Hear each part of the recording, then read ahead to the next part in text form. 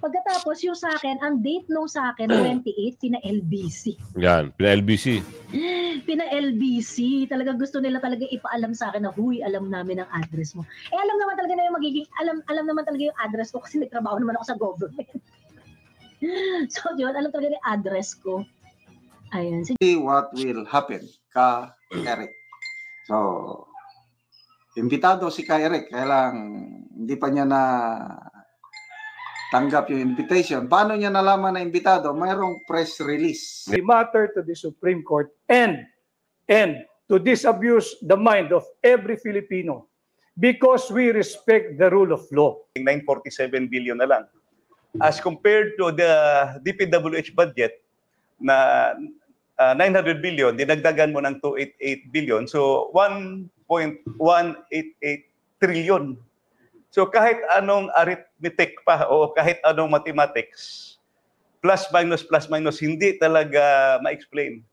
Yung Alam mo, naawa rin ako kay Pangulo, nakikita ko dahil apparently talagang hindi niya alam kung ano nangyayari sa bansa.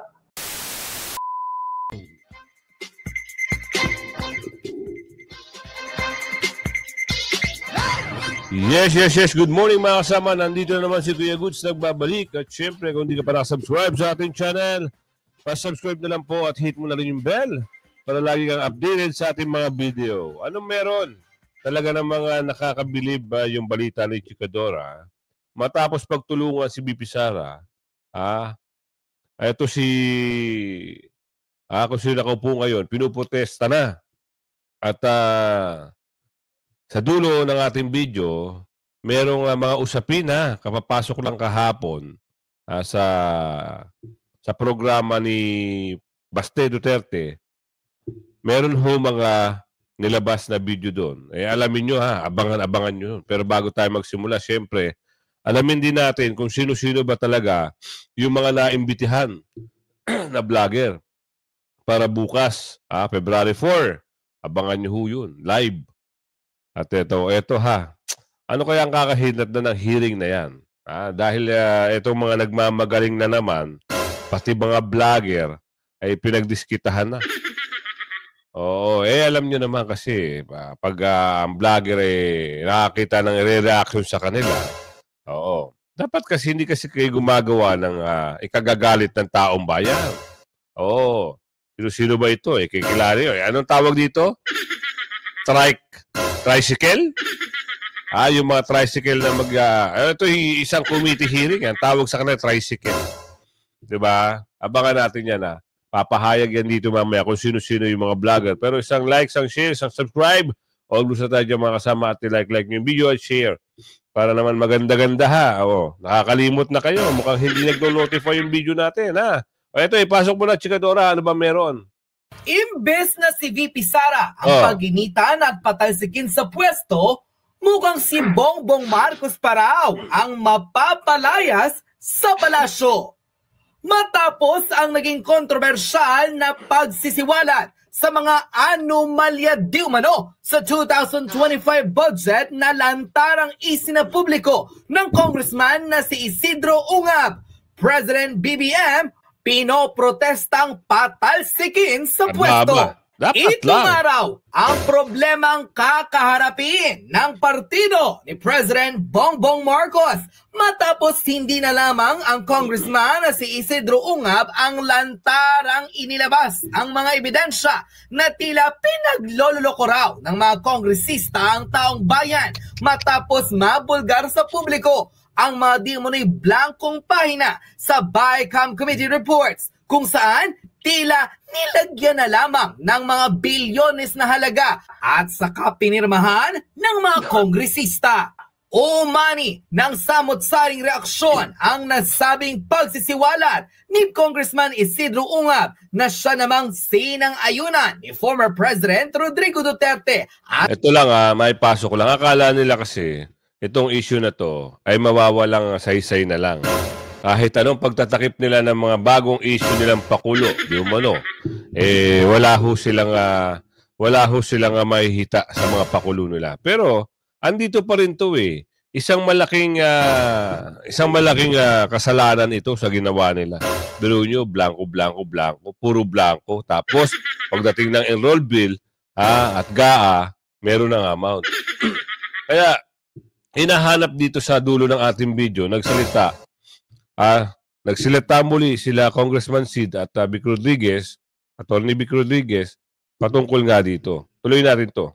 At sinabi pa nito sa harap ng publiko na labag sa salig ang batas ang ginawa ng ilang mga kongresistang pirmahan ang ilang mga parte ng BICAM reports na tila may mga blankong pahina na siyang hindi man lang raw inayos ng ilang mga kongresista. Yan. Dahil dito, tila nagkaroon ng isang panawagan ang taong bayan at sinabi nilang hindi pwedeng walang may managot sa mga iskandalong kinasasangkutan hindi lamang ng ilang miyembro ng Bicameral Committee, kundi maging si President BBM na tila pabayaraw pinirmahan ang nasabing General Appropriations Act kahit na tila may skandalo at tila may magic na nangyari kung bakit ang mga noy blankong pahina nagkaroon na lamang ng bilyones na halaga. Ayon sa controversial comment post ng Netizen Online, mukhang imbes na si VP Sara ang ma-impeach, mukhang si BBM ata ang malalagay sa alanganin nang dahil sa kagagawa ng BICAM. Naloka na sila. Iwas na iwas masukol at ma-corner ng media. Right after Representative Ungab exposed that there is a legit report and public documents na talagang sinadyang iwang blanco ang ilang bahagi sa 2025 budget and that the so-called special committee sila ang naglagay ng mga billions of pesos sa mga blankong pahina. Oh, kita nyo? Kita nyo? Alatado eh. Ngayon, nagkabuko-buko na. Anong mangyayari dito? Kinaso. Abangan natin. Kung uusad pa rin itong... Kaya mas maganda, antabayanan nyo yung mga daily vlog natin. Kung hindi nagno-notify sa inyo yung video natin, kalkalin yung mga kasama. Dahil ito... pag natabo na naman itong issue na ito, ang pakiwari natin, si boss naman talaga. Dapat ito nalalaman ng ating kababayan, lalo-lalo na yung mga subscribers natin, yung mga solidong subscribers natin. Pag natabunan itong issue na to, wala na. Naloko na. Ganun lang kasimple, kaya share nyo na i-share. Patuloy. Kagagawan yan ng mga liderato ng Senado at Kongreso. Why Grace Poe and Congressman Zaldico is so quiet on this? Like, para silang mga pipi na umurong ang dila at ni isang payag, hindi nila mai-explain bakit parang magic ang nangyari sa budget for 2025. Why these two politicians who serves as chairman in both committee is so afraid to tell the public kung sino ang dumoktor ng mga bilyones na all of a sudden nakalista na sa GAA. Pero sa unang report ng BICAM, lahat ng ito ay binura at blinangko. Yun, diba? Binura at blinangko. Anong motibo? Anong motibo nyo? Talagang uubusin nyo ang kaban ng bayan kung hindi nasilip. Diba? Yung iba nga, patay mali siya na eh. Nagpanggap na hindi nakita. Wala raw nakita. Ilang senador ang mga nagpanggap ho na gano'n, na wala raw sila nakitang blanco. Umamin yung magaling sa magaling. Di napahiya sila. Ngayon, tahimik sila. Hindi sila nagsasalita. Ano pang mukha nyo papakita? Ano pang mukhang ihaharap nyo sa mga kababayan? Kilala na kayo na kayo yung mga sinungaling. Di umano. Ang hirap, ano? Kahit gusto nyo manalo, hindi na kayo mananalo. Yan kasi. Ang hindi habang buhay makakapagtago ang mga magnanakaw. Lalabas at lalabas ang kagaguhan nila, ang mga ebidensya kung paano nila ninakawan ng tao. In this case, posibleng ma-impeach si BBM dahil tama ang sinabi ni Atty. Vic Rodriguez nang dahil sa kasakiman ng mga kongresista at kawalang alam ni BBM sa batas, pinirmahan ang 2025 budget knowing that there is a loophole dahil sa mga blankong government project. Kawawang bongbong, inilagay sa alanganin ng mga congressman at senador niya. Tuloy, imbes na si VP Sara ang papatalsik, si BBM pa ata ang mag-goodbye Philippines. Buti naman! Unquote.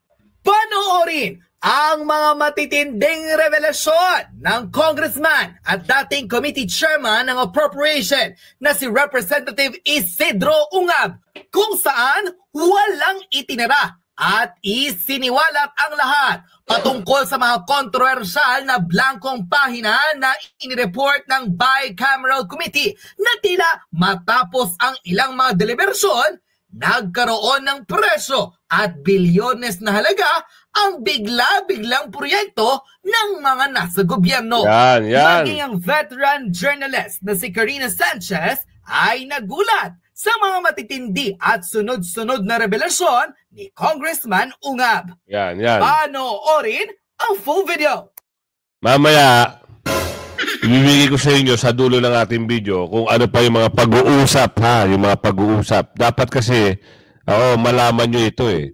Huwag nyo yung walang bahala lang. Alamin nyo kung ano yung mga bagay-bagay na sinasabi at update patungkol sa issue, ha? At ito, sino-sino ba yung mga vlogger na pinatawag dito? Alamin natin, ha? Ito. May balita kasi dito. Ito, ha? Ito. Pinatawag yung mga vlogger. Ay, sino-sino ba ito? Listahan ng 40 vloggers na inimbita ng House TRICOM na mag-attend sa hearing on February 4 related sa fake news and disinformation.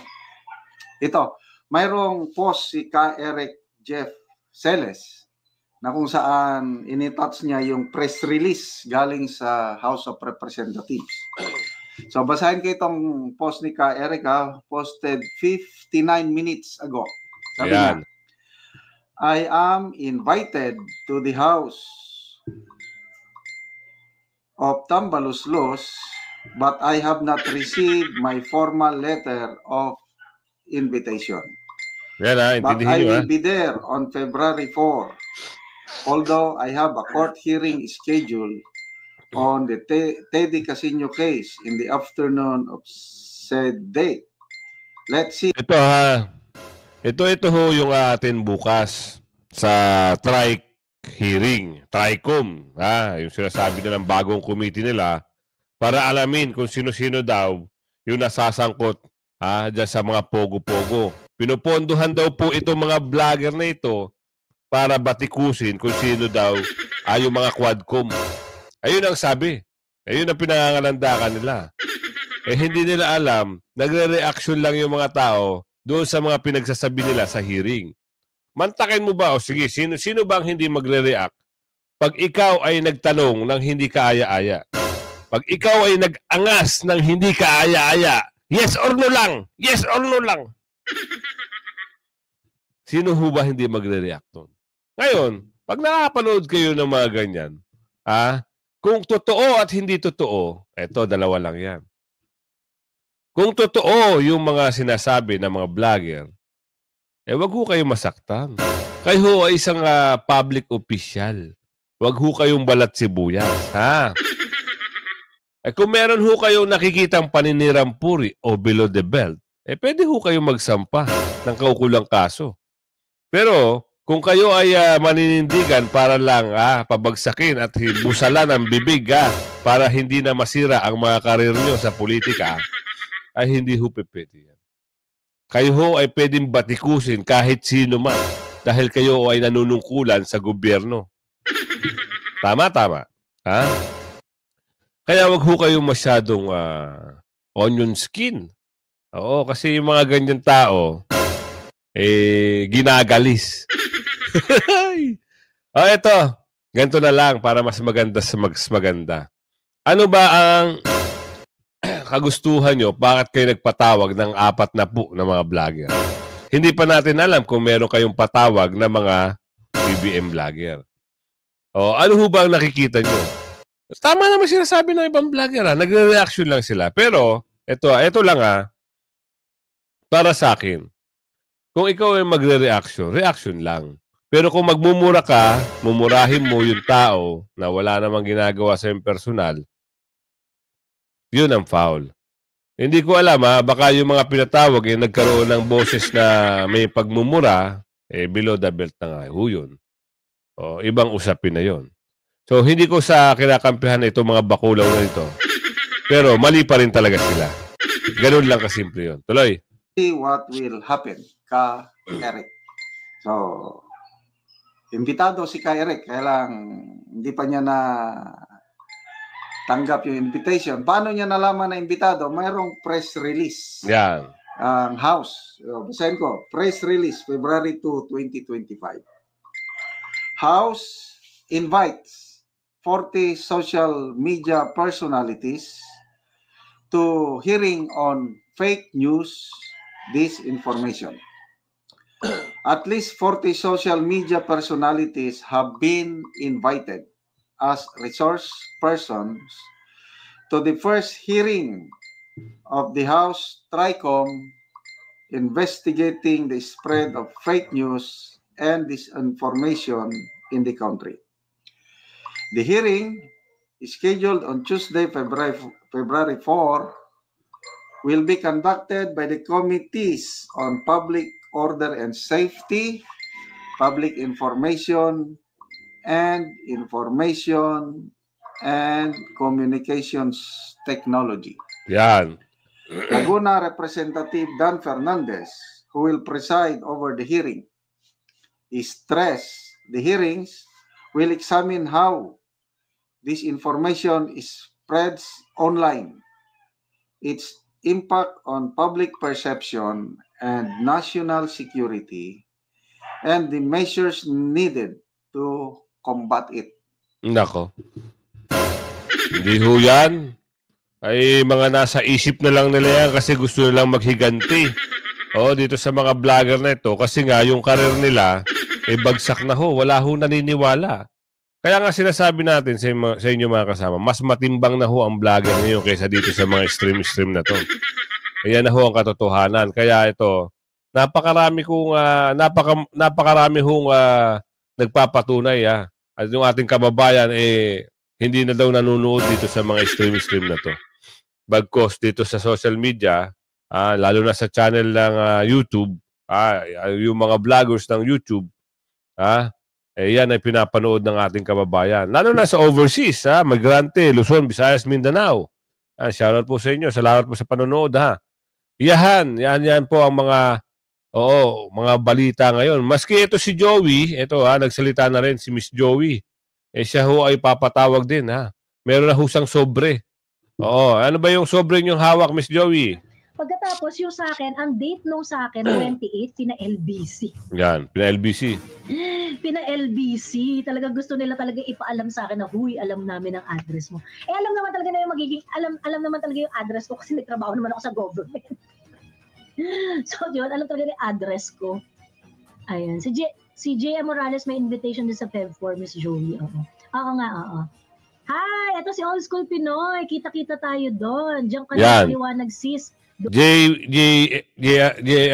Morales, si Miss Joey, si Caselis, at si Old School Pinoy, 4 na. 40 ho yan, 40. Yes or no na lang tayo. Sana pwede kayong magtanong sa Congress pag pinatawag. Si Madara rin, mga umamin mismo na bayaran sila ay hindi pinatawag tulad ni Makagago, si Cap at Ato Pangit, Nico, at bakit puro Duterte lang ang pinatawag, sabi ni Madara. Well, hindi pa natin sure, no? Kasi baka mga Duterte vloggers lang yung nag-post. Baka naman may pinatawag din silang iba. Aklas Pinas, pag si Julius walang love letter, alam na.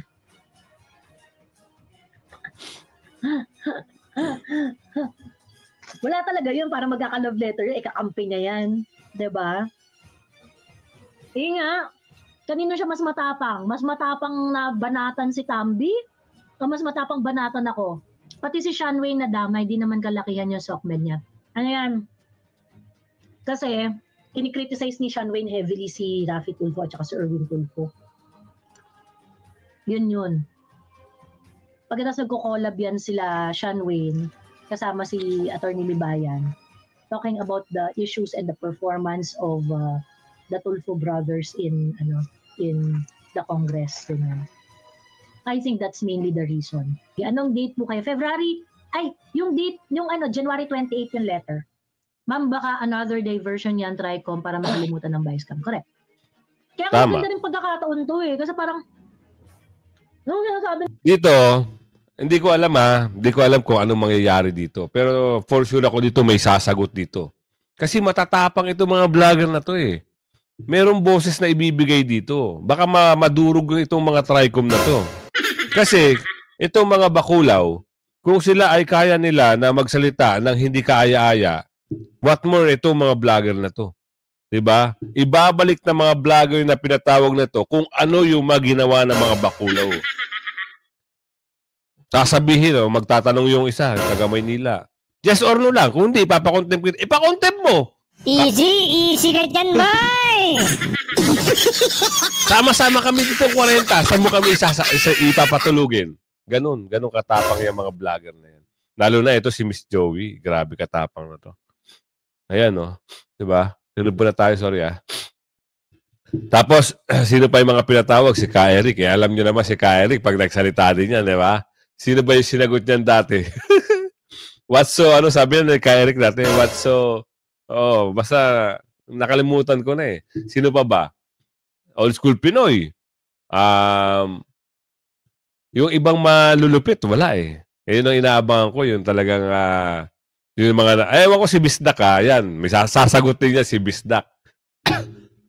Sino pa? Si BMR, hindi ko alam kung pinatawag si BMR.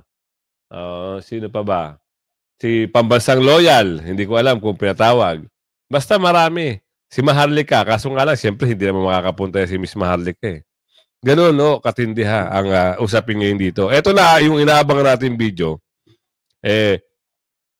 Para hindi matigil, Kasi dinadivert yung usapin eh.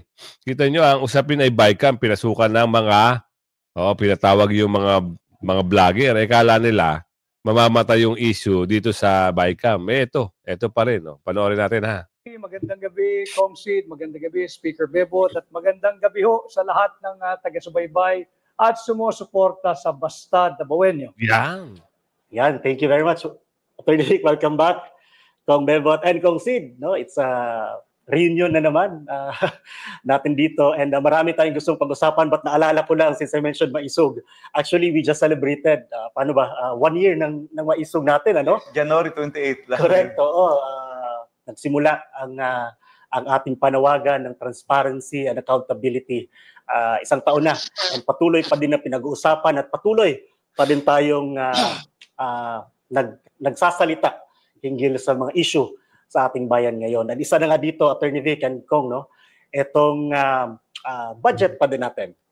Pinapatuloy pa din na pinag-uusapan ng taong bayan, lalo na po nung last January 27, I think when you filed the petition doon sa Supreme Court, Congressman Sid and Attorney Vic, to questioning the validity of the national budget.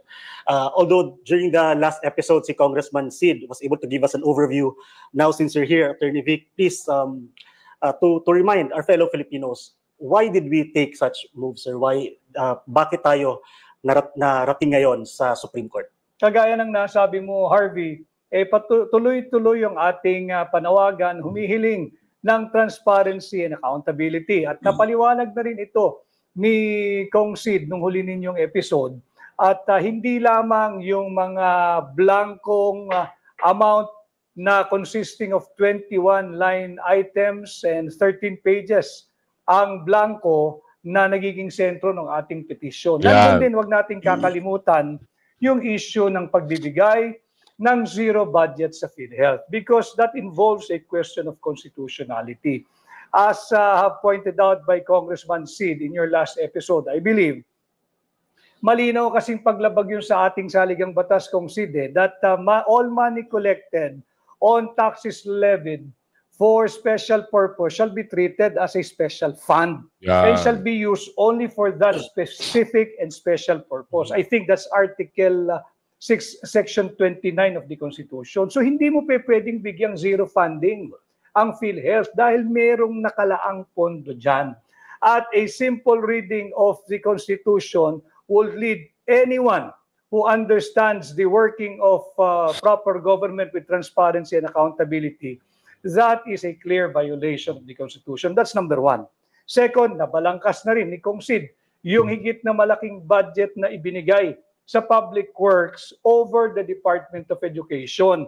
Malinaw din, another constitutional issue yan, Article 14, Section 5, na nagsasabi na priority pagdating sa budget allocation yung edukasyon.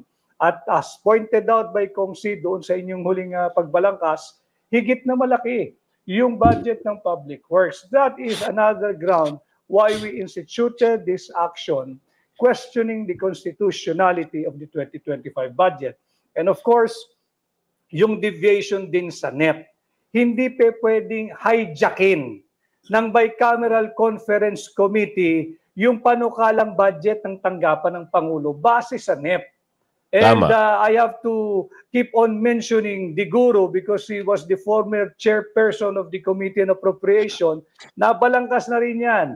Ang mga dokumentong kalakip ng NEP ay yung President's Budget Message at yung BESF, yung Budget of Expenditures and Sources of Financing. Totally ibang-iba yung naging forma, anyo, at meaning nung naging final form ng budget. At yung pinakamalala, kaya nga ang tawag natin dito is the biggest money heist ever, 6.325 trillion pesos, Grabe, no? blanco, yung 28 line items consisting of 13 pages. At mayroong nag-compute na ito'y aabot ng around 241 billion pesos. Si Speaker Bebot Alvarez ang nag-compute nun. So yan yung aming basihan why we have decided to bring the matter to the Supreme Court and to disabuse the mind of every Filipino because we respect the rule of law. Partis sa pinananawagan ng hakbang ng maisog is to uphold, defend, and respect the Constitution. Kaya kami tumakbo at dumulog sa Korte Suprema sa pagkinikilala namin yung supremacy of the Constitution. Thank you very much, Attorney Vic. Gusto ko lang i-explain further yung dapat, yung allocation under the Constitution, it's mandated na pinakamataas ibigay sa education, no? Hinabol ng Public Works, particularly DPWH. When the executive submitted the National Expenditure Program doon sa lower house, may kalakip yun na President's Message at saka Budget of Expenditure and Sources of Financing, BESF. Yung sa President's Message, sinulat niya doon yung ranking ng mga allocation. Highest allocation is the education sector, which is 977 billion, followed by the DPWH, which is 900 billion pesos. Tapos, this is taken from the BESF, page 298 of the BESF, nakasulat doon yung education sector. Yung education sector, nakasulat doon, of course, kasama ang DepEd, kasama ang CHED, kasama yung mga agencies that are education-related matters. Total of 977 billion. The same amount in the President's Message in page 13. At saka doon sa House Bill number 1080, which is the General Appropriations Bill, GAB, for the 2025 budget. Page Roman numeral number 8, cited din yung 977 billion. Tapos pagdating sa BICAM, binawasan ang education sector ng 31 billion. BICAM result ito. Tapos dinagdagan ang Public Works budget, DPWH, ng 288 billion. So kung yung 977 binawasan ng 31 billion, naging 947 billion na lang. As compared to the DPWH budget na 900 billion, dinagdagan mo ng 288 billion. So 1.188 trillion. So kahit anong arithmetic pa o kahit anong mathematics, plus minus, hindi talaga ma-explain. Yung mga dinagdag nila na additional items, klaro naman yun na dinoktor. Klaro naman na you're trying to justify, to skirt the constitutional provision para lumaki yung lumaki yung education sector. Don't do that because you already submitted the President's message. You already submitted the BESF. You will be changing what you have already submitted to the public. So tingnan nyo sa DBM website. Nandyan yung President's message, page 13. Tingnan nyo sa BESF, page 298. It's all there. Kaya kung pwede lang, huwag niyong baguhin kasi mabibisto kayo na dinudoktor nyo talaga para lumaki yung education sector. Thank you, Congressman Sid. I think Attorney Vic and Kong Sid and Kong Bebot, no, the questions, the points that you've raised, actually, it's really questioning the constitutionality of the budget. And Kong Bebot, you mentioned before that yun nga, walang base sa batas. Kasi ngayon ang question na gustong masagot, no, ng mga tao, and I think napaliwanag naman natin from the last episode, is ano ba ang mangyayari once lumusot yung ating petition? Masastop ba ang takbo ng gobyerno? And recently, in an interview, the President actually responded to that question. We shut down everything. I guess that's what they want. They want the government to cease working. So yung matuloy yung kanilang mga destabilization na ginagawa. So in that particular interview, the President... Usapang destabilization na sinasabi. Bakit ito hubang pangalawang Pangulo hindi ginawa ng ganyan? Ha? Yun pa malala Diba? Pinagtulong-tulungan siya. O, kung sino yung malaking bakulaw hanggang doon sa pinakamaliit na bakulaw, napakaraming bakulaw na kapaligid. Gustong siraan si BP Sara. Ito, totoong nangyari ito sa'yo. Pinirmahan mo yung mga dokumento na walang blanco sa enroll bill at may blanco doon sa ano. Paano nyo natali yung mga ganung computation? Diba? Yun lang destabilization. Tuloy natin. President said na pagka daw na-grant yung inyong petition, they will shut down the government. And para nga ito ginagawa to para matuloy yung mga destabilization daw na plano. You've explained this before, Attorney Congressman Bebot. Your comment on that? Alam mo, naawa rin ako kay Pangulo. Nakikita ko dahil apparently talagang hindi niya alam kung ano nangyayari sa bansa. Nako, yun pala. Kung pinag-aralan niya, naging congressman yan, naging senador pa yan, dapat alam niya na kung hindi halimbawa na-declare na unconstitutional itong 2025 budget, magkakaroon ng reenactment ng budget nung nakaraan taon. Yun ang mangyayari. Hindi ibig sabihin hihinto yung gobyerno na mag-shutdown yung mga ahensya. Hindi ho ganun. Unless kung sasadyain nilang i-shutdown yung gobyerno. Kung gusto niya, siya mismo magsa-shutdown. Baka naman gusto niya mag-step down. Nagkamali lang siguro. Hindi shutdown, step down siguro. Idagdag ko lang na sinabi ni Speaker Bebot. Alam ho ninyo mga kababayan, yung sinasabing walang contingency plan, the framers of the 1987 Constitution already had this foresight na in case magkaroon ng impasse at magkaroon ng reenacted budget, hindi titigil ang gobyerno sa papamalakad sa ating mga Pilipino. Nakita na yan and the solution can be found in our Constitution. Yung sinasabi ni Kong Bebot, nandiyan yan automatic reenactment of the budget.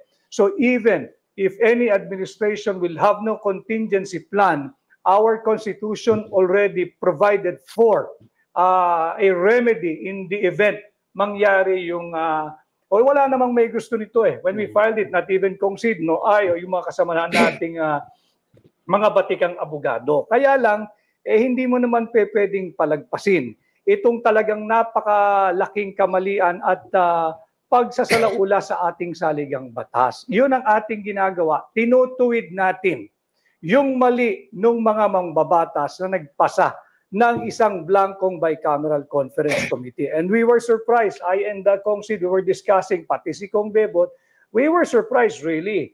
How come it was the executive department who initially reacted and said that we are spreading false information, malicious one, and they even addressed President Rodrigo Roa Duterte as lying because wala raw blanco sa GAA. Hindi naman GAA ang sinasabi nating may blanco, kundi yung bicameral conference committee report, and that is still within the province of both houses, Senate at yung mababang kapulungan. Sila dapat ang sumagot. Kaya, yan, mga kasama ha. Kaya lagi nating aabangan yung mga update dito sa Bicam nito. Kasi pilit nilang yung mga bakulaw, nililihis. Ito kasi yung pinaka-issue ng bayan eh. Dito yung malaking hindi napuna, hindi nakita, ubus. Kaya abangan nyo ulit mamaya yung upload natin mamayang hapon meron po tayo. Kaya kung bago ka pa lang sa aking channel, mag-subscribe ka na. Huwag kang pahuli sa mga balita. Issue at reaksyon ng bayan na. Bye-bye. Nasinukpaan na. Digay pa ako. Ingat.